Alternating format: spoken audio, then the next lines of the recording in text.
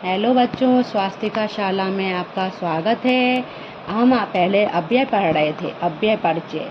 अब हम चादी पढ़ रहे हैं, चादी। अब बताइए, आप लोग संस्कृत भाषा, बहुत लोग सोचते हैं संस्कृत भाषा बहुत कठिन है, लेकिन अच्छी तरह समझाई जाए तो कोई भी भाषा कठिन नहीं होती है, सरल भाषा होती है। इसी प्रकार संस्कृत भाषा जो है, नैव क्लिष्टा न च कठिना सुरल सुबोधा संस्कृत भाषा नैव क्लिष्टा न च कठिना। इसी प्रकार जो संस्कृत भाषा है, ना ही वो कठिन होती है, बिल्कुल सरल भाषा है और सुबोध भाषा है, रमणीय भाषा है, मन के भावों को प्रकट करती है। इसलिए जो संस्कृत भाषा है बिल्कुल सरल भाषा है। और इसी के प्रकार आज हम आपको पढ़ाएंगे चादी। चादी में क्या है? चादी अव्यय है। चादी में जो शब्द संज्ञावाचक नहीं होते वह चादी कहलाते हैं। जो शब्द संज्ञावाचक नहीं होते उन्हें क्या कहते हैं? चादी। यत्र सामान्य वार्तालापम भाषायाम शब्द प्रयोग भवन्ति। जहाँ सामान्य बातचीत को, भाषाओं को शब्दों का प्रयोग किया होता है उसे चादी शब्द कहते हैं। और यहाँ पर चादी शब्द निम्नलिखित दिए हुए हैं, जैसे और चा का अर्थ होता है और। शिक्षका विज्ञानम आंग्ल भाषाम च पाठयति। शिक्षक जो है विज्ञान को और अंग्रेजी भाषा को पढ़ाता है। बा का अर्थ होता है अथवा। भवान पत्रकारा चित्रकारा वा अस्ति। आप पत्रकार और चित्रकार, अथवा आप पत्रकार और अथवा चित्रकार हैं। आप पत्रकार अथवा चित्रकार हैं। इसका है भूयः। भूयः का अर्थ होता है अधिक। बालकः भूयः भूयः प्रश्नं पृच्छति। भूयः का अर्थ होता है अधिक से अधिक। तो बालक जो है अधिक से अधिक प्रश्न को पूछता है। आगे है खलु। खलु का अर्थ होता है निश्चय। जैसे श्यामः खलु प्राणायामम करोति। श्याम खलु का अर्थ होता है निश्चय। श्यामा खलु प्राणायामम करोति। श्याम निश्चय ही प्राणायाम को करता है। अब आगे है आपका तू का अर्थ होता है तो। श्याम तू नेता अस्ति। तू का अर्थ होता है तो। श्याम तो नेता है। आगे है माँ का अर्थ होता है मत। माँ का अर्थ क्या होता है? मत। चिंता माँ कुरु। चिंता मत करो। ना का अर्थ होता है नहीं। अहम विद्वानम नास्ति। मैं विद्वान, अहम विद्वानम नास्मि। मैं विद्वान नहीं हूँ। आगे है ये यहाँ पर चादी है। चादी समझ में आ गया होगा आपने। अब आगे पढ़ेंगे समुच्चय बोधक। समुच्चय बोधक का शब्द वह कहलाते हैं, उन्हें समुच्चय बोधक शब्द जो होते हैं वो संयोजक शब्द भी उसे कहते हैं। कथ्यते। समुच्चय बोधक का शब्द संयोजक शब्द अपि कथ्यते। समुच्चय बोधक शब्द को संयोजक शब्द भी कहते हैं। बा योजक शब्द अपि भवन्ति और अथवा योजक शब्द भी होते हैं। यह शब्द द्वयो बादयो अधिकम शब्दानां व वाक्यानां संयोजन भवति।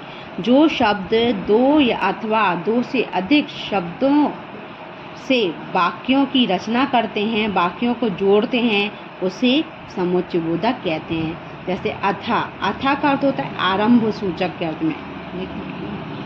आरंभ। चेत का अर्थ होता है यदि, और नो चेत का अर्थ होता है यदि नहीं। अब चेत का क्या अर्थ होता है? यदि। और ने चेत का अर्थ होता है यदि नहीं।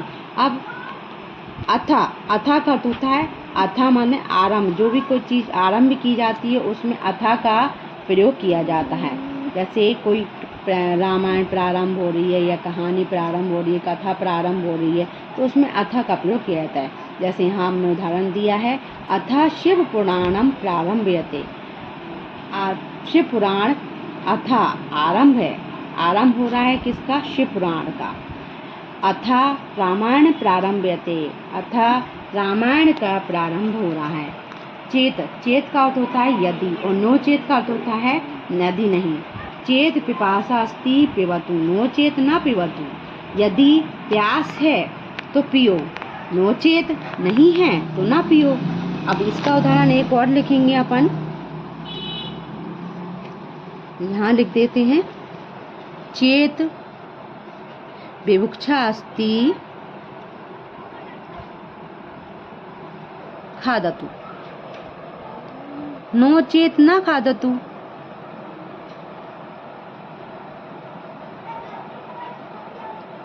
तो यदि और यदि, यचेत और नोचेत, इनका हमने अर्थ बता ही दिया है आपको यहाँ पर। अब लास्ट है आपका विस्मयादि बोधक। विस्मयादि बोधक जो शब्द होते हैं, आश्चर्यचकित करने वाले जो शब्द होते हैं, उसमें विस्मय जहाँ पर होता है, आश्चर्य होता है, उसे बोलते हैं विस्मयादि बोधक।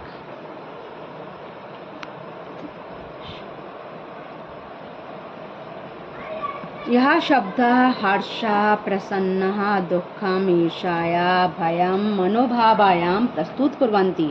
जो शब्द खुशी, प्रसन्नता, हर्ष, दुख, ईर्ष्या, घृणा, भय, डर और मन के भावों को प्रस्तुत करते हैं, सह विस्मयादि बोधक शब्द कथ्यति, वह विस्मयादि बोधक शब्द कहे जाते हैं।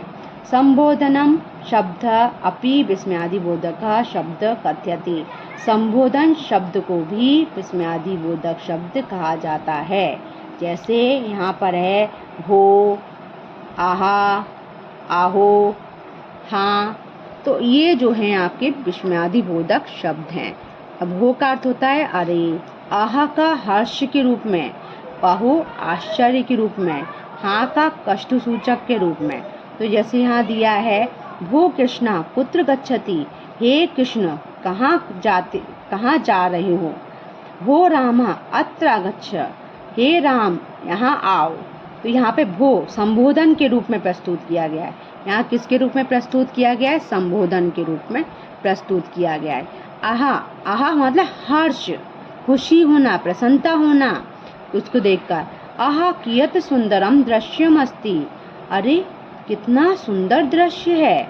आहा कियत भयंकरा सिंह अस्ति, किसी चीज को देखकर हमें आश्चर्यचकित होते हैं तो वो कौन से शब्द कहे जाते हैं? विस्मयादि बोधक। आहा कियत भयंकर कियत सुंदरम दृश्य अस्ति, आहा कितना सुंदर दृश्य है। आहा कियत भयंकरा सिंह अस्ति, अरे कितना भयंकर डरावना शेर है। आहो अब आश्चर्य के रूप में, अरे आश्चर्य के रूप में होता है। अरहो तुम शीघ्र आगच्छति, तुम शीघ्र आते हो। आहो श्यामः सुंदरम अस्ति, अरे श्याम तो सुंदर है। अब यहाँ पर आहो और अरे का प्रयोग हर्ष के रूप में भी होता है, अरे का रूप में भी होता है, लेकिन यहाँ पर आहा जो है हर्ष का रूप में अधिक। किसी चीज को देखकर हमें खुशी होती है, प्रसन्नता और आश्चर्यचकित होते हैं, उसको बोलते हैं हर्ष। अब हाँ, हाँ का अर्थ होता है कष्ट सूचक। किसी को कोई पीड़ा होती है, कष्ट होता है तो उसमें हमें कष्ट सूचक के रूप में हमें प्रयोग किया जाता है। हाँ छात्रा पीड़िता शिक्षकेन, हाँ छात्रा पीड़ित है शिक्षक से। शिक्षक से कौन पीड़ित है? छात्रा। तो कष्ट है उसको, शिक्षक छात्र को क्या है? कष्ट है। किससे? शिक्षक से। हाँ बालक पीड़ित है भातेन, हाँ बालक पीड़ित हैं भाई से। अब कष्ट सूचक के रूप में इनका प्रयोग किया जाता है। एक और उदाहरण देंगे भो का। वो संबोधन यहाँ पर सूचक प्रयोग किया गया है। जो भो का प्रयोग किया जाता है किसके रूप में? संबोधन सूचक के रूप में इसका प्रयोग होता है, इसलिए इसे विस्मयादि बोधक कहते हैं। अब हमने आपको जो पढ़ा है यहाँ पे परिचय, आप घर में देखिए, एक बार पढ़िए, और हम अगले भाग में फिर मिलेंगे स्वास्थ्य का ज्ञान में, और स्वास्थ्य का ज्ञान में फिर मिलेंगे। नमो नमः। अपना ख्याल रखिए और सब्सक्राइब जरूर कीजिए, कमेंट्स जरूर करिए। नमो नमः।